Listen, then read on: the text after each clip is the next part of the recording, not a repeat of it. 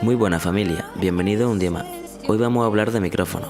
Veremos qué tipo hay, qué características tienen y le echaremos un ojo a su gráfico de respuesta en frecuencia. En primer lugar, hablaremos de las principales características de los micrófonos, antes de hablar de los tipos.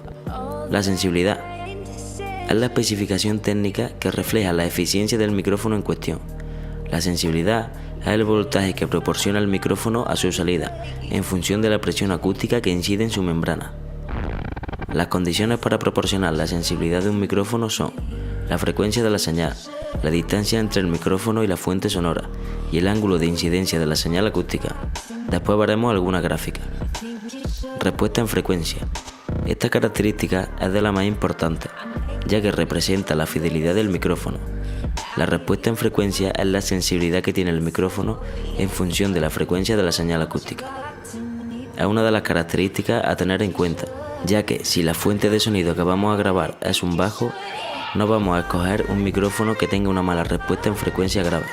Por ejemplo, la directividad de un micrófono, patrón polar, es su sensibilidad en función al ángulo de incidencia de la señal acústica. Hay varios tipos de directividad en función de la construcción del micrófono. Omnidireccional. La sensibilidad del micrófono es la misma para todos los ángulos de incidencia. Bidireccional.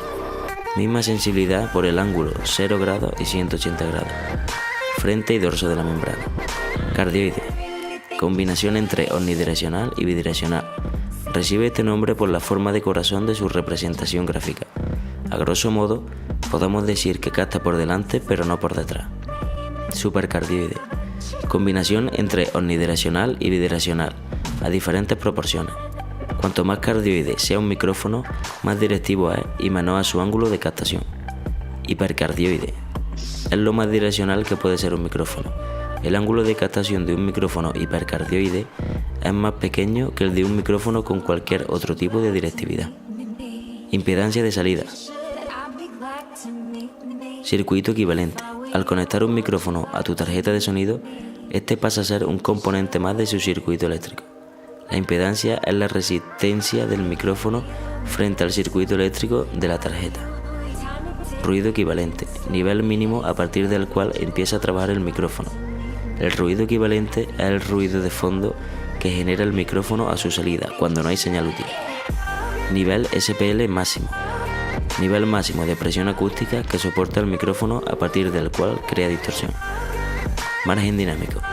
Margen de nivel acústico en el que el micrófono responde de manera óptima, por encima del ruido equivalente y sin generar distorsión. Vamos a ver ahora los diferentes tipos de micrófonos que existen. Empezamos con el micrófono dinámico. El micrófono de bobina móvil consta de un diafragma rígido, suspendido frente a un imán permanente potente, que cuenta con una hendidura en la que va acoplada una bobina móvil solidaria. Cuando la onda sonora existe en el diafragma, de 20 a 30 milímetros de diámetro, la bobina solidaria se mueve a su vez hacia adelante y hacia atrás dentro de la ranura del imán. Así la bobina vibra en forma proporcional al sonido registrado, y al oscilar dentro del campo magnético del imán, se genera una corriente eléctrica proporcional a este sonido. En este gráfico vemos la respuesta en frecuencia de un micrófono dinámico. Podemos ver que tiene una mayor respuesta entre los 100 y los 16.000 Hz. El micrófono de condensador. Se basa en un hecho físico. Si una de las placas del condensador tiene libertad de movimiento con respecto a otra que permanece fija, la capacidad de almacenar carga variará. La placa móvil hace la función de membrana del micrófono. Se trata de un disco conductor, base de poliéster con recubrimiento de metal vaporizado, que es lo que hace de conductor, de 12 a 15 milímetros de diámetro. Es esta placa móvil la que se acerca o se aleja de la fija, provocando una variación en la carga eléctrica almacenada.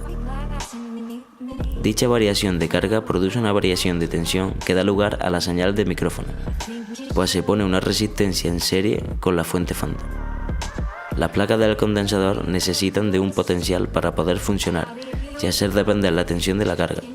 Este potencial se obtiene de una pila interna o bien se le proporciona al amplificador al que se conecta el micrófono, lo que se conoce como phantom power o alimentación fantasma. Son mucho más sensibles que los dinámicos.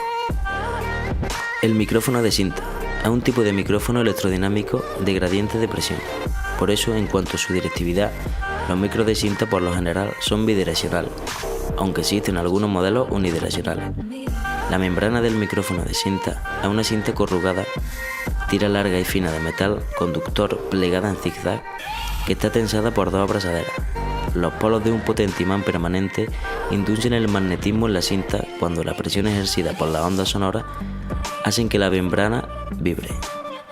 Las fluctuaciones del campo magnético generado por el movimiento de la cinta producen una tensión de salida de idéntico valor a la onda sonora incidente.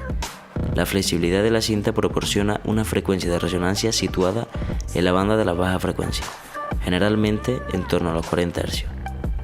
La respuesta en frecuencia del micrófono de cinta es uniforme, pero limitada, va de los 40 a los 14.000 Hz.